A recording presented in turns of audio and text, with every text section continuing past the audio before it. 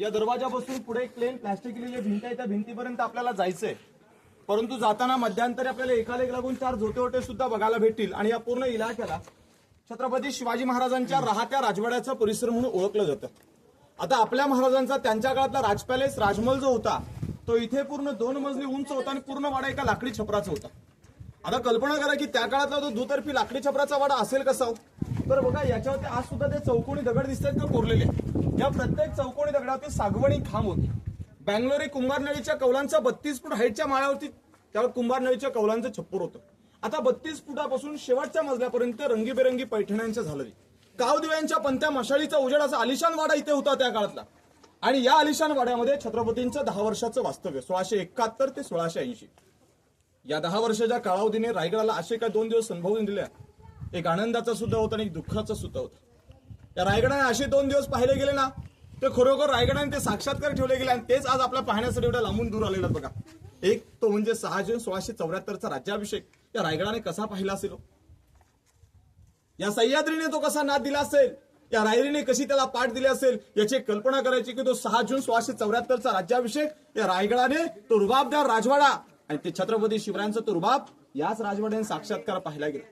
पण साहेब जो दिवस जो क्षण या रायगडाच्या पदरी पडायला नको होता तो सुद्धा पडला गेला आणि आपल्या सर्व मावळ्यांना पोरक करून टाकलं. ती तारीख आहे 3 एप्रिल 1680. चैत्र पौर्णिमा होती, हनुमंत जयंतीचा दिवस होता. शनिवारच्या दुपारच्या 12च्या प्रहरी आपल्या लाडक्या राजांनी अखेरचा श्वास रायगडाच्या माथ्यावरती त्याच जागेवरती सोडला. साहेब ती जागा, ती माती आपल्यासाठी किती पवित्र आहे. इथंच जी शेवटची अंतिम यात्रा होती, ती इथूनच जी शेवटची अंतिम यात्रा निघाली, इथून 1.5 किलोमीटर अंतरावरती जगदीश्वर महादेवाचं मंदिर आहे. महादेवाच्या साक्षीने राजाच्या देहाची लागणी तिथे दिली. अखंड आयुष्य महाराजांना लाभलं ते अवघं मोजकं 50 वर्षाचंच होतं. 19 फेब्रुवारी 1630 आऊसाहेबांच्या पुढे जन्म शिवनेरी गडावरती घेतला. वयाच्या 16 वर्षी स्वराज्याचं तोरण मला तोरणा जिंकला. वयाच्या 44 वर्षी राजे रायगडावरती छत्रपती झाले. पण राजांना राज्य लाभलं किती? फक्त 6 वर्षाचं. आपले 50 वर्ष कशी निघतात? 20 वर्ष बालपणामध्ये, उरलेल्या 30 वर्षामध्ये मनासारखं एक स्वतंत्र घर बांधता येत नाही. राजाने खरं तर एक मनापासून साम्राज्य घडवलं. पण तुम्हाला मनापासून एवढं सांगतोय की अनाम विरा जिथे झाला तुझा जीवनांत, अहो पेटली न वात या धगधगत्या साम्राज्यवीरा.